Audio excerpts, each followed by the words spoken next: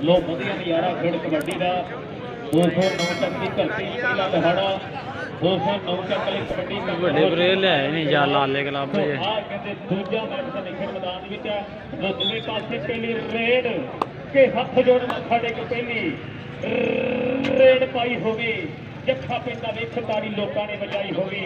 पहला पॉइंट लिया के जो आण फंदिया से खड़ता है फिर दिल गबरू डट जुड़ करता है फिर दिल फिलहाल कमांडो का उड़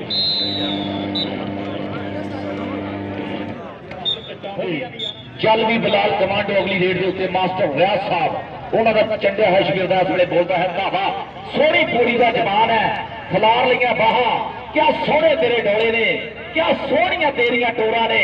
मूरे खड़ गया सुल्तान ऑफ कबड्डी 46 चट्ठे पिंड है अंसर चट्ठे का वीरा कमर पट पॉइंट इस वे जोड़ता होया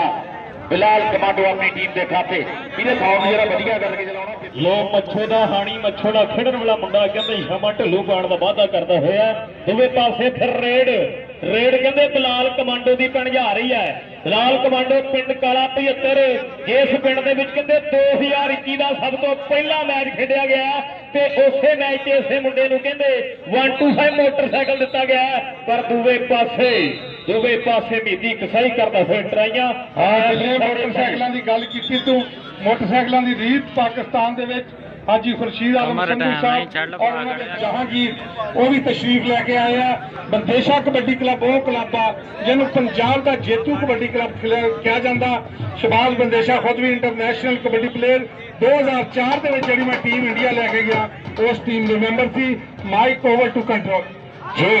ऐसे मुंडे ने काबू कर लिया सरदार बाला कहने शान का शान नाम ही होवे मथे देखा साहब ये मैच फिर तो स्टार्ट हो चुका सो वधिया नज़ारा दूसरे पासे रेड पाउण के वास्ते कहते बिलाल कमांडो की रेड के सामने मीदी कसाई पाकिस्तान वापता वाला मीदी कासू तो छोटा चिराग कसाई तो छोटा हमजा कसाई का मामा वो करता है कमाल के बन बैठे बदमाश अजकल दे जाने बलिए जानते नहीं असी खंड रोकते धन धन हो गई है कबड्डी वाले राजे खेले मित्रा ने दुख तोड़ते और राजे खेले मित्रा ने दुख तोड़ते ये दूसरे पासे आ मुंडा भी कहता ऐ बल्ले बल्ले का माहौल हमजा कसाई का खिलाड़ी खड़ा दूसरे पासे आसम तारण का बहुत संगत है ऐसे मुंडे